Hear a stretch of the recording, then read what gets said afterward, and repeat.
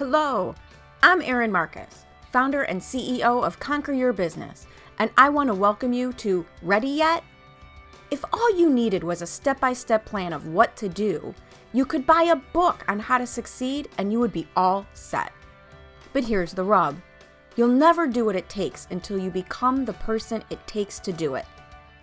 The Ready Yet podcast is dedicated to those who are ready to become the person who succeeds, ready to become the person who steps into more, and ready to become the best version of themselves. In the I'm Ready interview series, join me for inspiring conversations with people who figured out who they needed to be in order to achieve their dreams, and were brave enough to be that person. Welcome to this episode of the Ready Yet podcast, where I am excited to offer you interviews and conversations with people who have figured out who it was that they needed to be in order to get the achievements and reach the levels where they wanted to go. And today I am grateful, honored, and super excited to have Marie Hale with me here. I was introduced to Marie by a mutual friend, a very older, blunt, keeps telling me she's retired and still does more than any 30-year-old I know, friend who I just had a blast with and hit it off with her so fast. And she was just like, you need to meet Marie. And she was right. So I seriously can't wait for people to hear your story and what you're up to and how you got there. But why don't you give our audience here a little more formal introduction to who you are and what you do? Yeah, so I have owned a marketing agency in the Chicagoland area for, I don't know, maybe 15-ish years. Just a few. Yeah, just a few. I've been an entrepreneur since I was a baby. So with that company, we really specialize in creating a soup to nuts marketing experience that's meant to build small businesses and medium-sized businesses and give them the machine and the understanding as to the why, so that at any point they can let go of our hand, bring it back in, and they know how to manage it. The other side of that is we make sure that you know how to sell, because we're not going to prove ROI if you can't close. Right. The name of the company is At Revenue. And then it's all your fault, right? And then it's all your fault. We are at revenue, not at doing marketing stuff. Right. So we've combined those things into a hand in glove experience, and the results have been truly remarkable. I'm very proud to say that after one heck of a 2020, every one of our clients was more profitable than they had been in the previous years. Nice. And that's not awesome. An easy thing to say. No, that is fantastic. And then you've taken that a step beyond. I have. And that's kind of where my story begins. That's where it gets really interesting. So I have had quite a journey in my entrepreneurial life. For years, I had owned Lipstick Logic Marketing, which I loved. That was my baby, and I do love a good alliteration. And mostly my clients were men. And a good lipstick. Most of my clients were men. They figured I had a secret, and I let them think that. And in 2016, I combined that business with my best friend of 10 years who had just become my life partner of I think we were about 3 years at that point, with his sales coaching and development business. Because we'd been referring business back and forth for a decade. Why wouldn't we put it together? And it was lightning in a bottle. We smashed our first year goal in 3 months. But one of the things, first of all, freaking amazing. But I just want to point out something you said, because you both had successful businesses, knew what you were doing, and came to this situation on equal footing. Yeah.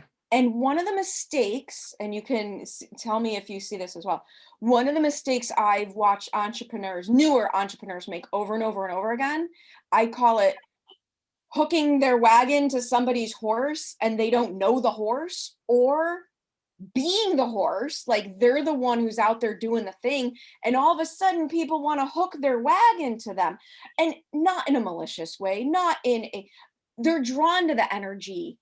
Yeah. And if you do that before you know you and know the other person, it's a bit of a show. Like, Oh, it'll totally bite you in the ass.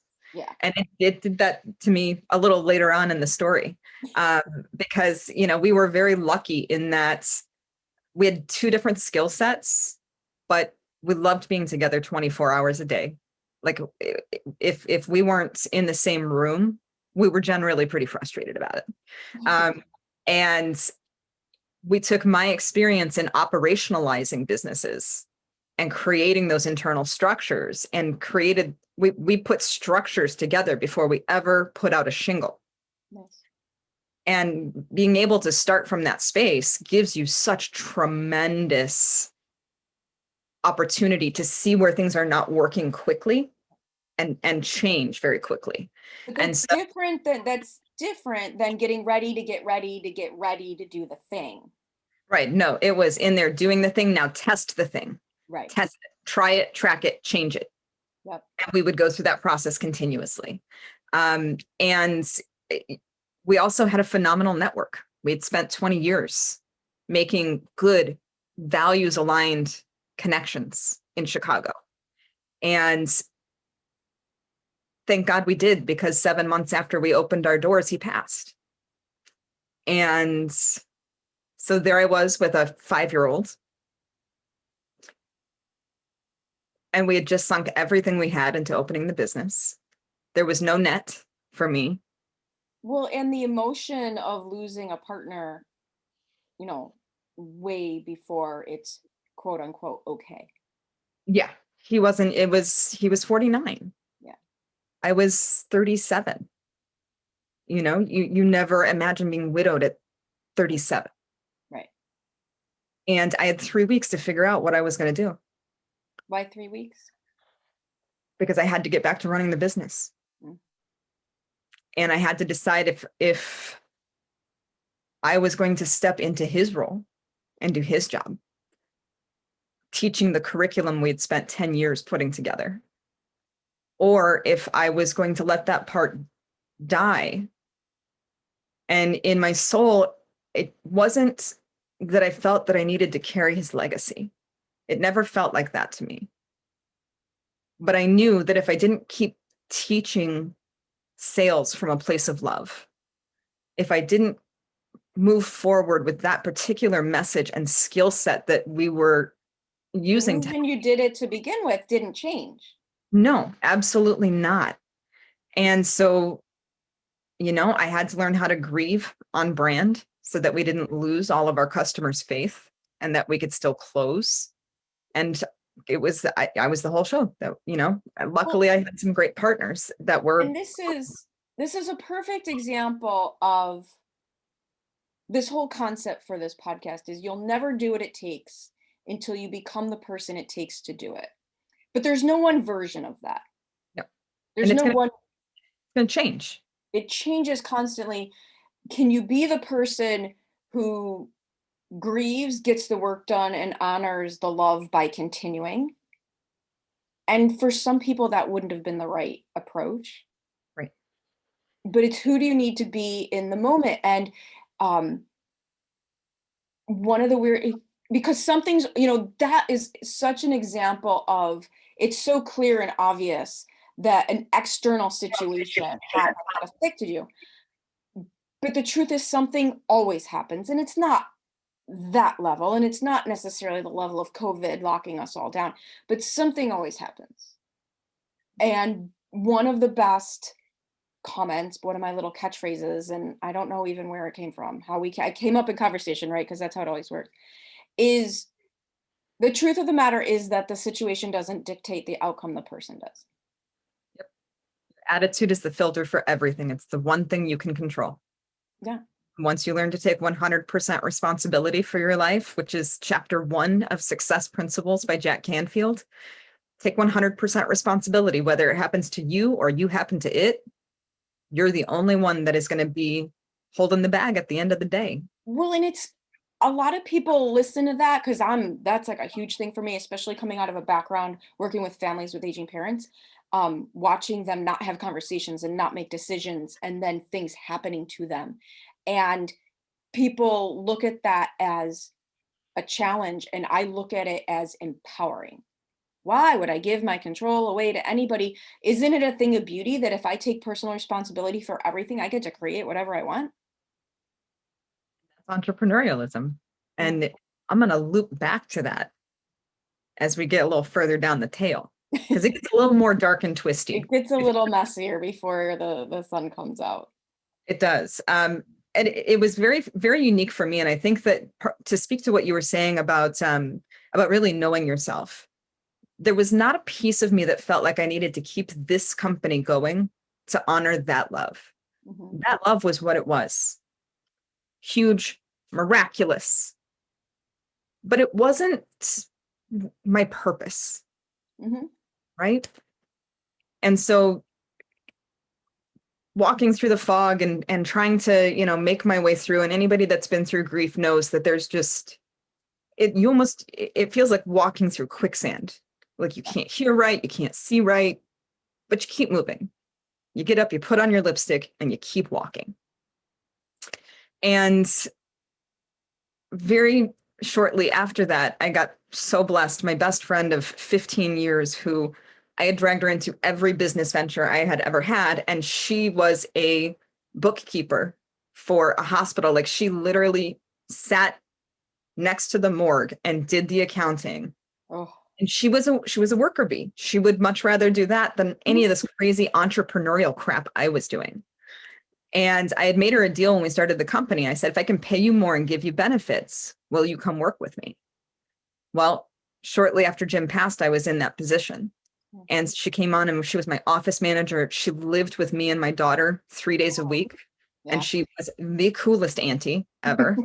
And really did a tremendous amount to stabilize me and give me a chance to sit in that CEO seat. Well, and one of the things that you're saying without saying it is we don't do this alone. No, and you can't. You can't. It is impossible. And I think we've learned that several times over during the pandemic. And it was a life changer. She brought joy everywhere she went. And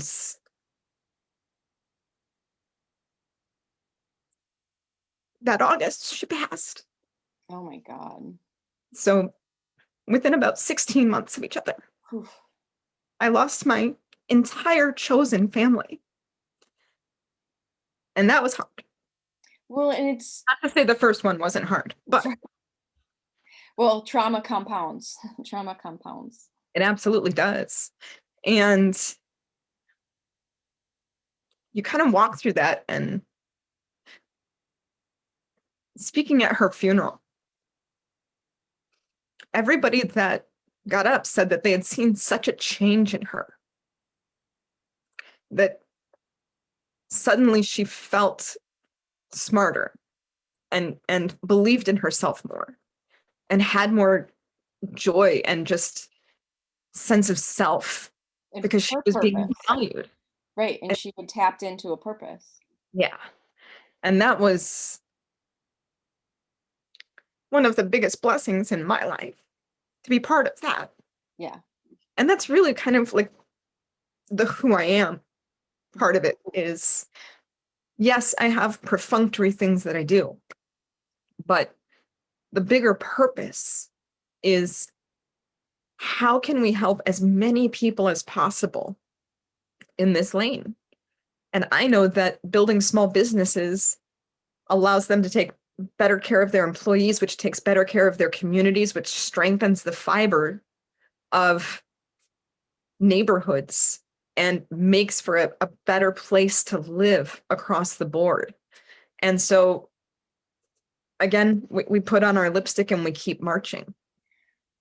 And, now we're kind of rolling into 2019, and I had taken on a business partner who walked in one day and said, I don't think I want to do marketing anymore. And by the way, I want out of my non-solicit. Oh, fun. And I told her to get out of my office. And so it was like, okay, breakup after breakup after breakup kind of thing. And it was like, fine, I'm done. So So how do you not quit? I ask, and your story is a little different because like you said, you've been an entrepreneur your whole life. A lot of the people I talked to had a corporate high level job, high level of experience, and then became entrepreneurs. And so I can understand why you don't quit from that perspective, because the whole idea of going and having a job is just like foreign to your DNA. yeah, I'm entirely unemployable. Right. And I say that as well now, but I didn't start that way. But how do you not stop? When you're connected to a why that is so much bigger than yourself, I don't think I could forgive myself if I stopped. And I can forgive myself for a whole lot of stupid shit. Well, and it's because, and I love having, I did a talk this morning. I love hearing you say this. And now, just more reemphasis why we were supposed to know each other. Um, because when your purpose is that big, it's different. It's like not even an option. And okay, so we're having this conversation in February, but having done my big annual review and your goals and everything, I had this realization that having a business of a certain size just kept feeling weird. And what I finally came up with is it's not a business. I need to create a platform. I need to create a platform where not only can I offer assistance, but my life changed when I learned how to leverage other people's platforms. Yeah. And that's so much more exciting to share your story, to give you a place to come share your story with people who might not have heard it, to have events where people can share their story and their abilities and their offers and grow their businesses. Yeah. And do it from a place of authenticity and Yeah. collaboration. Because if we're not lifting as we climb, Then what's the point? what are you doing? Why? Right? Just go find something else. Right. Because there's an easier way to make money. Oh, There dear is God, such yes. an easier way to make money. Absolutely. And so I want to kind of bring us to, I want to, looking back, I can say once I hit like that kind of, my business partner had done what she had done. Mm-hmm. And I think I hit a space where the spark wasn't there. And I was still moving forward. I was still doing the thing, but here we're rolling into 2020. I don't know if anybody else went through that, but it kind of sucked. It's a little weird. And I'm, being a parent of the Chicago public school system, we were rolling in and out of things, and being a high dominant personality, let me tell you, I was not built to be a third grade teacher. God, Oh, sweet baby Jesus. the future is lucky I'm not responsible for anyone's education at that level. Can I tell you how happy I was that I only made one human? I was like, yeah, I did that. I made a And responsible choice. she's still young enough. They're still young enough. Like if that human was like 14, their future might be in question. Right. Right. Exactly. So round about October, I was on the struggle bus. I was on the edge of a nervous breakdown. Like I couldn't follow what was happening in the schools. I just couldn't do it. And thank God I have just some badass business friends around me. And when I say business friends, like I take that very seriously. I don't want people that are going to tell me yes about everything. I want you to call me out on my stuff. I want you to give me the kind of loving honesty that what I call it professional love. When you care enough about somebody to say the hard stuff, that's how you know you've got a real relationship, right? And one of my girlfriends, and I almost picture it like being in a pool, and she reached down and grabbed my hand and yanked me up. And she said, Marie, you've been an entrepreneur since you were 22. You've created your life the way you wanted it. Why aren't you doing that now? And she gave me just some introductory pieces as to how to create homeschooling. And I was like, duh, she's home anyway. Why not put her schedule around my schedule And if she's getting 110 minutes with a teacher, I can give her 120 minutes before dinner. Right. Right. So I was going through that and getting my life sorted. And then I saw the feminine recession. Yep. And you know how you get that, like, that deep bubbling rage Like, this of is not okay. what, like, did you just tell me we're going to slide back 30 years in pay equality? Did I just hear that in December, 140,000 people lost their jobs and they were all women? Yeah. That, like, what in the hell is going on? Yeah. And in that moment of just kind of like breaking as a human, everything came into such laser focus. And for those of you that are listening, that are entrepreneurs or that are visionaries, and I'm not going to get super woo-woo, but I'm going to woo a little bit. Sometimes you have a physical tell when you're on the right path. Oh my God, I vibrate. I vibrate and I don't know what to do with myself. Yeah. Like, I know that tell. My teeth vibrate and I can see 5 years into the future. And it almost sounds like, you remember the sound of like the tickers on the clocks that would roll? Yes. Rolls back like that. And I see all the little steps that I need to take to get there over the next 5 years. And it happens like that. Boom. And so for me, that vision was forward revolution. Because I saw, okay, I've run a hub and spoke multinational company for 15 years. Yep. I've got people and resources that can take care of, and it's called the she session or the feminine recession, but it really truly impacts LGBTQ, BIPOC, right, disabled persons. Anything that falls into a diversity category has had massive impact. So not only can I provide them with work, continuing education and certifications, power. And I'm kind of done with like the empowerment. I don't want to be empowered. I want power. I want power to make decisions. I want power to be able to move myself in a direction. Right. To be in, that's where the tagline came from. Be in charge. I don't want people making decisions about me. Period. End of story. Hard stop. Whatever you want to say. Yeah. And it's not controlling. It's not that I want to control anybody else. I'm like the least controlling person you'll come across. However, I don't want other people making decisions about what I do and do not get to do. That's exactly what the pandemic did, is Yeah. it took away all of these decisions. And so I'm looking at all of this and I'm like, we also need solidarity, because there's a lot of mental switch that's going to have to happen. There's going to be a lot of imposter syndrome, because we're looking at women that have spent a lifetime building a career only to get kicked down the ladder 30 years. Yeah.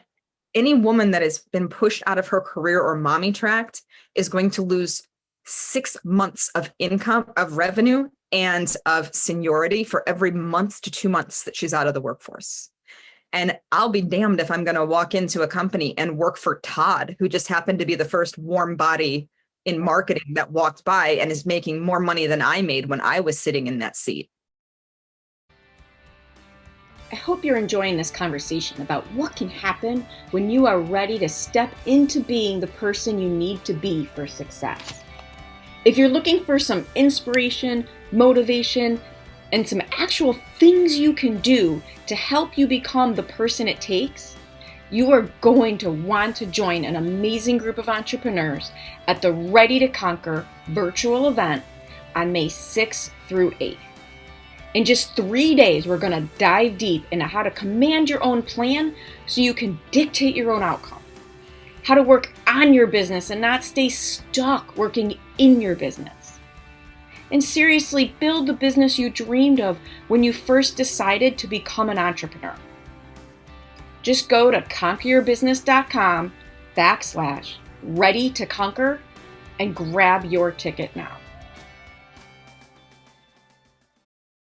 it feels a lot like what the recession did to seniors, because back in '09, when the recession hit and we lost everything from an investment standpoint, they were too old to have enough time to earn it back. Yeah. And that's what we're seeing happen to just a different group in a different way. Yeah.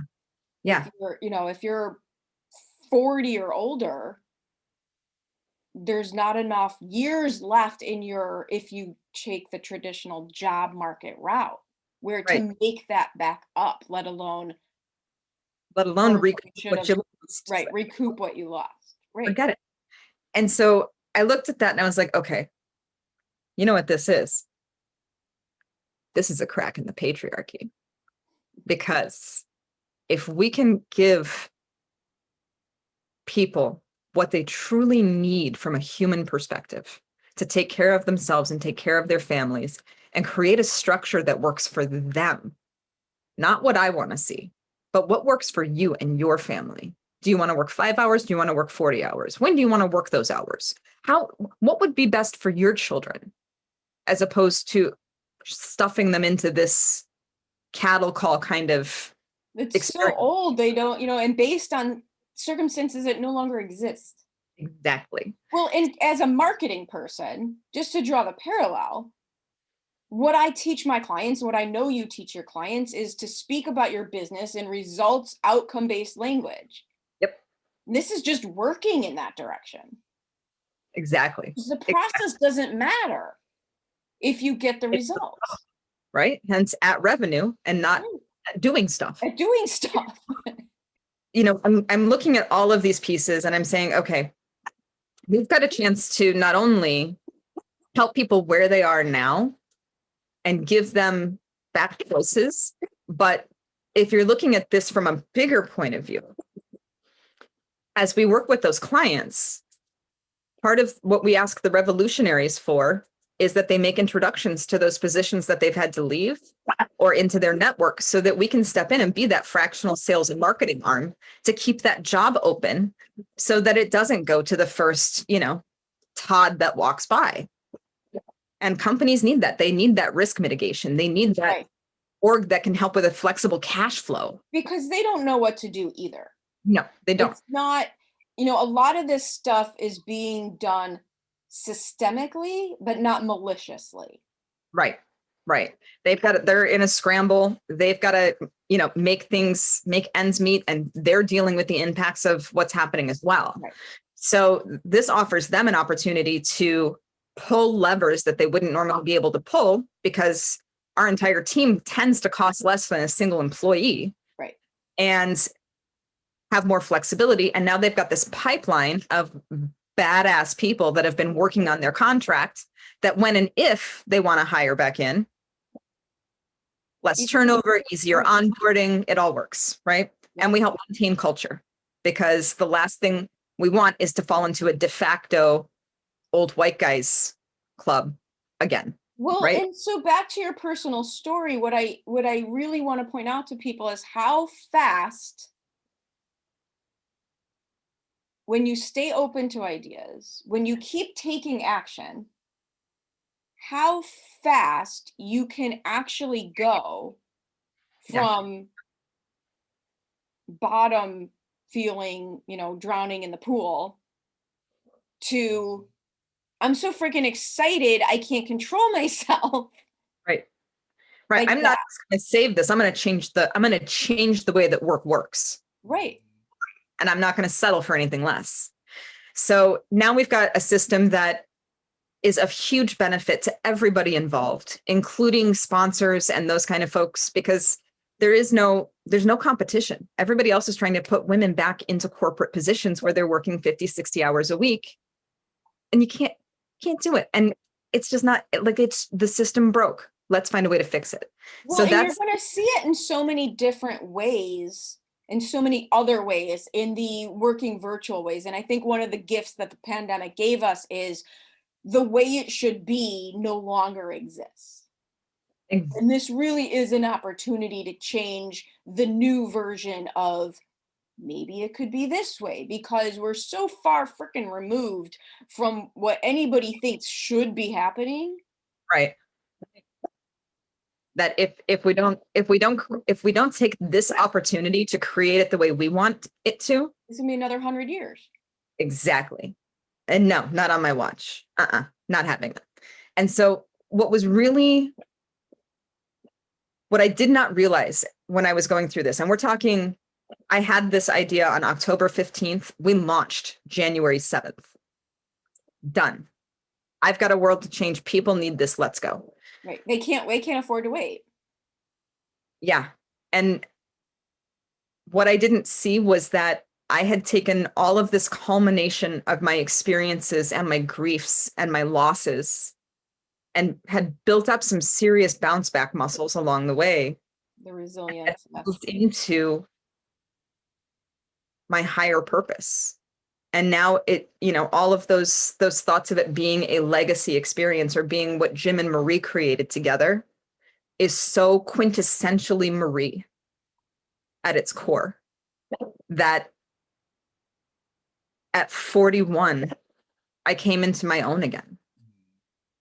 And I think that's a really unique feminine quality is, the woman we are between 18 and 21 and 21 and 25 and 25 and 30 and 30 and 40 are such vastly different broads. And I left my corporate job at 40.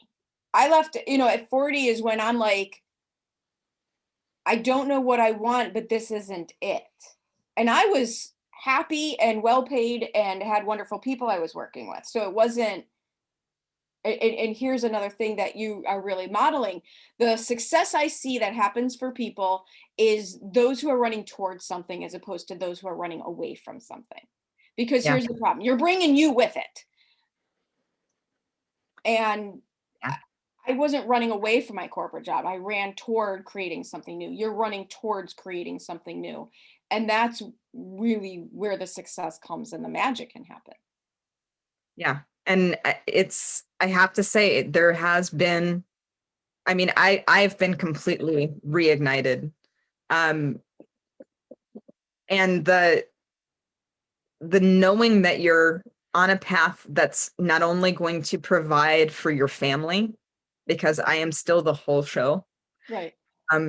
But is going to change the lives of so many people. What on earth would I be doing if not this? Right. You get to that point where you can't understand why you wouldn't. It's just like no plan B. Plan B, please. Jump off that cliff and build your wings on the way down. We've got work to do. Yeah, exactly. And so it's just such an incredible story, and we could do 3 more episodes, and we will, so that's not even an issue. But for people who want to reach out and learn more about this opportunity and your story, where is the best way for them to reach you, whether they're on the either side of this situation, where they have offered a, or you describe it much better, like who needs to be having a conversation with you? Yeah. So first of all, any woman in sales and marketing that has been pushed out of her job, get a hold of me immediately. Go to fwdrevolution.com and you'll find ways to put in your job application. We even have an application for, I don't know how I fit in this, but I want to be part of this badassery.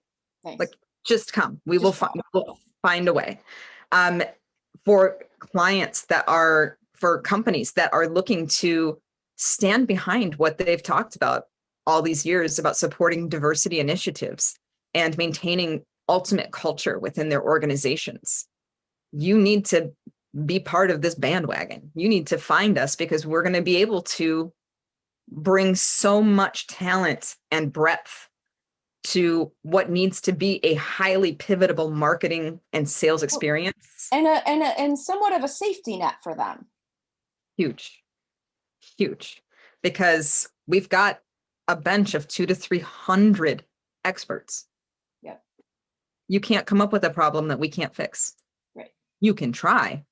Don't be a jerk about it. Yeah, yeah, don't try, Chances are don't do it on purpose. we've This is been not a challenge. yeah. This is not a challenge. We're not. And we really, for those that are looking, we hear a lot that there's so many companies that are having this conversation around their boardroom of how do we help with the female recession, and there's no good answer to it. We are the good answer. We are the people that can help you not only support your missions, but share the platform of abundance and making work a beautiful and effortless part of life where people can truly thrive in their genius because they have the power to make decisions. That is a gift that I think everybody can use right now, is a little more power in their lives. Oh. So tell me again the website. It's FWD Revolution. FWD Revolution. Awesome. And I'll be there. Forward revolution. We've got and really the focus is on the evolution, because this is how we make change. And this is the next step.